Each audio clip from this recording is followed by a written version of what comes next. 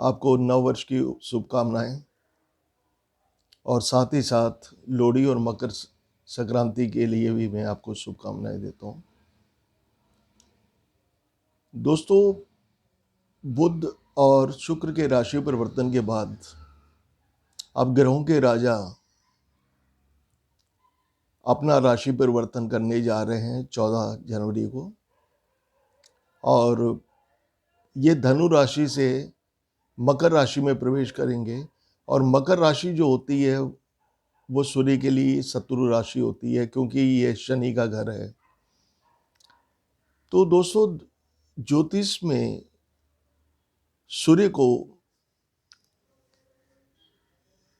प्रकाश और शक्ति का स्रोत माना जाता है। ये हमारी आत्मा, मान प्रतिष्ठा, मनोबल, कॉन्फिडेंस, राज सत्ता, सरकारी नौकरी और सफलता और खुशहाली को रिप्रेजेंट करती है। तो दोस्तों, जब सूर्य देव 14 जनवरी को वहाँ प्रवेश करेंगे तो पहले से ही वहाँ बृहस्पति, शनि, बुध बैठे हुए हैं, और 14-15 तारीख को चंद्रमा भी वहाँ पहुँच जाएंगे। तो ये पंचग्रही योग बनेगा। और उसके बाद चंद्रमा तो वहाँ से निकल जाएंगे 2 दिन 6 घंटे बाद, लेकिन 28 तारीख को शुक्र आके फिर वहाँ पंचग्रही योग की सृष्टि कर देगा।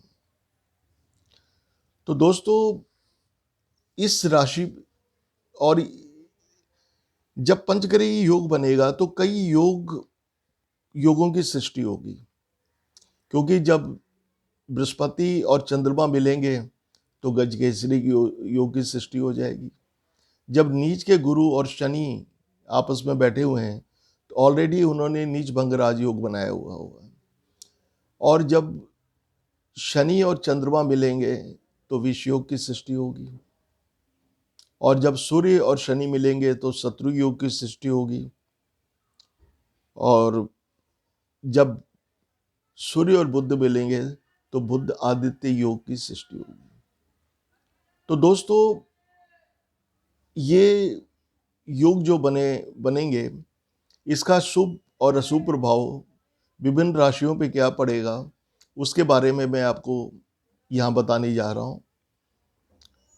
तो दोस्तों, सबसे पहले मैं आता हूँ मेष राशि पे, क्योंकि मेष राशि के ऊपर इसका क्या प्रभाव पड़ेगा। दोस्तों, ये जो पंचग्रही योग बनने जा रहा है, ये आपके मेष राशि के 10वें स्थान पे बनेगा। और 10वां स्थान होता है प्रोफेशन, कैरियर, बिजनेस, मान प्रतिष्ठा, गवर्नमेंट जॉब्स, पिता का घर भी होता है। तो ये आपकी मान प्रतिष्ठा में वृद्धि होगी, धन प्राप्ति के योग बनेंगे, कार्यस्थल पर बड़ी परिवर्तन करने से बचें, करियर में कुछ बाधा आ सकती है, शत्रु हावी होने की कोशिश करेंगे, और पत्नी और प्रेमिका के साथ वाद विवाद से बचें, और कृपया एक्टिव रहें और अपने मनोबल को बनाए रखें। और इस साल अगर कॉम्पिटिटिव एग्जाम्स आपके होने जा रहे हैं तो आपको पूर्ण सफलता के योग बनेंगे। अब दोस्तों, मैं आता हूँ वृष राशि पे। वृष राशि के लिए बिजनेस के लिए सफलता, भाग्य में वृद्धि करेगा, क्योंकि ये आपके भाग्य स्थान पे यह पंचग्रही योग बन रहा है और ये समय आपके लिए अच्छा रहेगा। नए रोजगार मिलने के भी योग बनेंगे। कृपया अपने क्रोध पे काबू रखें या नियंत्रण रखें, व्यर्थ के वाद विवाद में ना पड़ें, और अपनी सेहत का ध्यान रखें।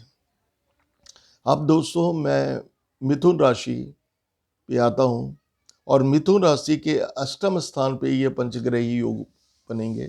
तो 8वां स्थान को अच्छा स्थान नहीं माना जाता। तो इसका प्रभाव क्या होगा कि इस समय के दौरान अप्स एंड डाउन्स, उतार चढ़ाव सा बना रहेगा। कोई बड़ी इन्वेस्टमेंट करने की कोशिश करें इस समय, और आप अपनी सेहत का ध्यान रखें।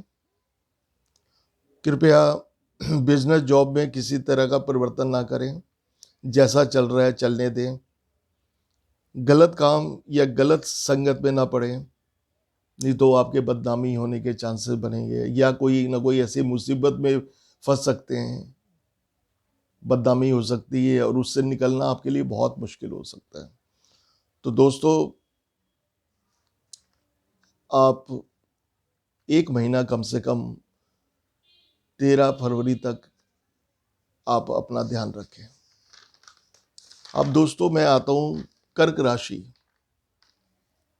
और कर्क राशि के ये सप्तम स्थान पे पंचग्रही योग बन रहा है, तो ये धन लाभ करवाएगा, कार्य व्यवसाय में प्रगति होगी, आई मीन टू से अच्छा रहेगा, नए बिजनेस की शुरुआत भी कर सकते हैं। कृपया संयम बना के रखें, धीरज बना के रखें, और भावुकता को अपने आप पे हावी ना होने दें, और कृपया क्रोध पे नियंत्रण रखें। पत्नी से वाद विवाद से बचें, क्योंकि कुछ वाद विवाद होने के चांसेस बन सकते हैं। अब मैं आता हूं सिंह राशि पे। तो सिंह राशि के ये षष्ठम स्थान पे, षष्ठम स्थान होता है दुश्मन का, कैरियर, कर्जे का, कोर्ट केस का। तो सिंह राशि वालों के लिए ये मिला जुला असर रहने वाला है, मिक्स असर रहने वाला है। शत्रु आपके काम में व्यवधान और रुकावटें पैदा कर सकते हैं। दुश्मनों को अपने ऊपर हावी ना होने दें। खर्चा अधिक होगा इस समय के दौरान। कृपया अपनी सेहत का ध्यान रखें, ये आपके लिए बहुत इम्पोर्टेंट है कि खास करके इस 1 महीने के अंदर आपको अपने स्वास्थ्य का ध्यान ध्यान रखना है। अब मैं आता हूँ कन्या राशि पे। कन्या राशि के ये पंचम स्थान पे, पंचम स्थान होता है संतान का, एजुकेशन का, इंटेलेक्चुअल का, नॉलेज का, फाइनेंस का। तो दोस्तों, पंचम स्थान में आपके पंचग्रही योग बन रहे हैं, तो व्यवसाय अच्छा रहेगा, मान प्रतिष्ठा की प्राप्ति होगी, और भाग्य पूर्णतः आपका साथ देगा इस समय के दौरान। संतान सुख की प्राप्ति या संतान की तरफ से कोई खुशखबरी मिल सकती है आपको, और साथ ही साथ विवाह के योग बनेंगे।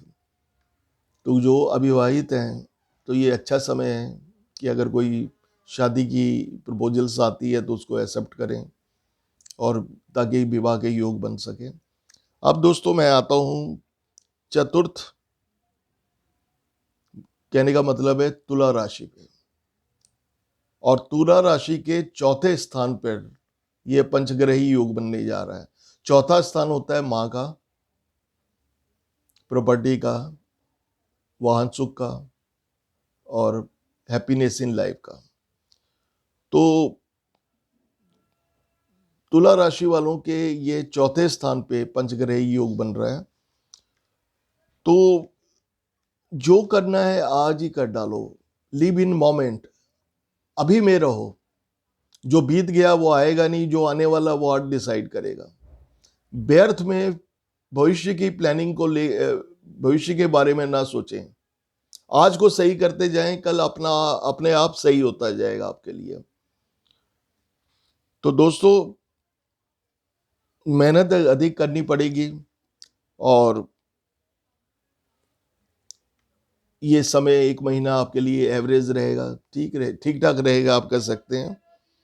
और घर कार्यस्थल पर विवाद से बचें, आर्थिक स्थिति ठीक ठाक रहेगी। अब दोस्तों मैं वृश्चिक राशि पे आता हूं। वृश्चिक राशि के तीसरे स्थान में पंचग्रही योग बनेगा। तीसरा स्थान होता है भाई बहनों का, हमारे कॉन्फिडेंस का, हमारे पराक्रम का। तो ये समय आपके लिए बहुत बेहतरीन रहने वाला है। व्यवसाय बहुत अच्छा रहेगा, धन लाभ के योग बनेंगे, नौकरी पेशा लोगों के लिए प्रमोशन के चांसेस भी बनेंगे इस समय के दौरान। पराक्रम में वृद्धि होगी, यात्रा से लाभ के योग बनेंगे, यश मान कीर्ति में वृद्धि होगी, और छोटी मोटी परेशानी हो सकती है। ओवरऑल बहुत अच्छा है ये 1 महीना आपके लिए। अब धनु राशि, अब धनु राशि के सेकंड हाउस, दूसरे घर में, ताकि उसका संबंध होता है धन भाव और हमारी वाणी के साथ, तो उस घर में यह पंचग्रही योग बनेगा। तो बिजनेस ठीक ठाक रहेगा इस समय के दौरान। वाणी में कटुता ना आने दें, स्ट्रेट फॉरवर्ड ना बने, जहां तक हो सके नाप तोल कर बोले, नहीं तो, और दूसरों के काम में टांग ना लड़ाएं, वाद विवाद से बचें।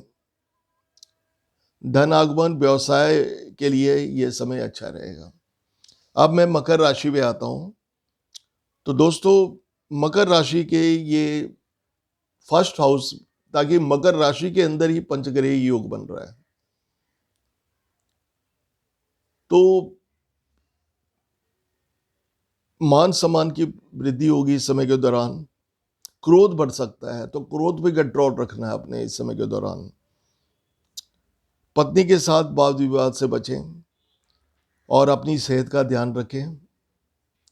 मानसिक तनाव होगा, और किसी पे ब्लाइंड फेथ ना करें, किसी पे अंधविश्वास ना करें। और जॉब, प्रॉपर्टी और बिजनेस में कामयाबी मिलेगी इस समय के दौरान। तो दोस्तों, अब मैं आता हूं कुंभ राशि पे, और कुंभ राशि के ये 12वें स्थान पे पंचग्रही योग बनेगा। तो इससे क्या है कि मान सम्मान में वृद्धि होगी, मान सम्मान की प्राप्ति होगी इस समय के दौरान, धन लाभ होगा, और साथ ही साथ खर्चों के योग भी बन रहे हैं। लेकिन जो खर्चे होंगे शुभ कार्य पे होंगे। स्वास्थ्य का ध्यान रखें।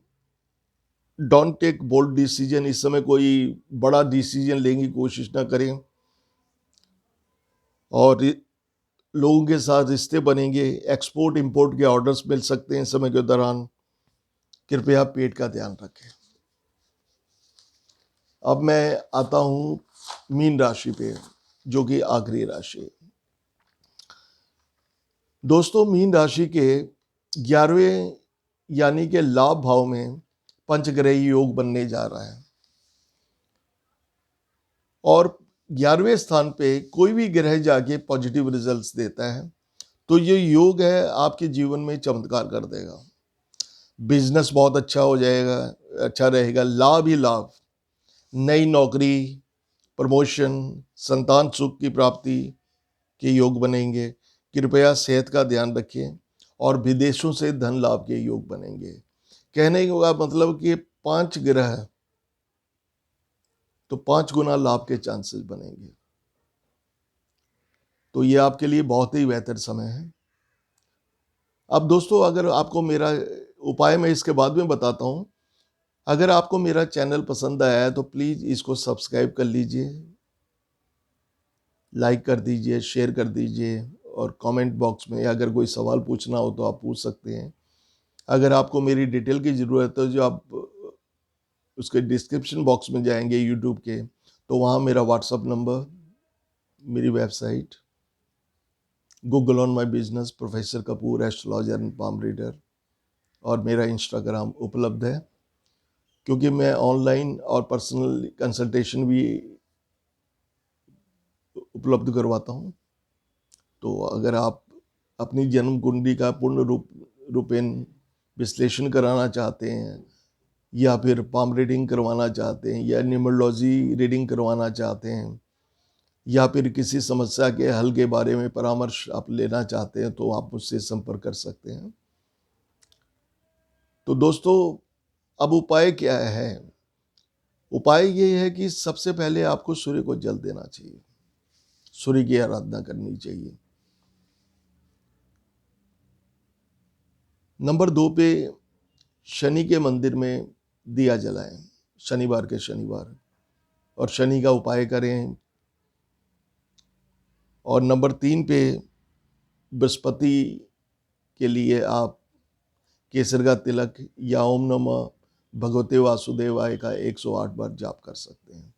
क्योंकि बृहस्पति नीच तो पहले से चला जा रहा है, अब 17 जनवरी को अस्त भी हो जाएगा। और जब 17 जनवरी को अस्त होगा तो 28 तारीख को शुक्र भी वहाँ आके अस्त हो जाएगा। तो वैसे तो उत्तरायण को बहुत शुभ माना जाता है, लेकिन ये उत्तरायण की ग्रहों की स्थिति कुछ ऐसी बन रही है कि तारा डूब जाएगा और कोई भी शुभ कार्य नहीं हो पाएगा 13 अप्रैल तक। तो दोस्तों, वैसे तो हर साल उत्तरायण को बहुत हम हमारे शुभ कार्यों की शुरुआत हो जाती है, लेकिन इस साल हमें 13 अप्रैल तक इंतजार करना पड़ेगा दोस्तों। तो अगर आप का कोई सवाल हो, कोई प्रश्न हो, या किसी चीज़ के बारे में आप पूछना चाहते हो, तो आप मुझसे पूछ सकते हैं। और तो ये रहा सूर्य के राशि परिवर्तन का डिफरेंट राशियों पे 1 महीने का राशि फल, और साथ साथ में जो पंचग्रही योग भी बन रहे हैं उनका भी आप पे, आपकी राशियों पे क्या शुभ और अशुभ प्रभाव पड़ेगा उसके बारे में मैंने बताया। अगर आपका कोई पार्टिकुलर क्वेश्चन हो, you can contact me, I will reply your questions. Thank you very much sir. नमस्ते।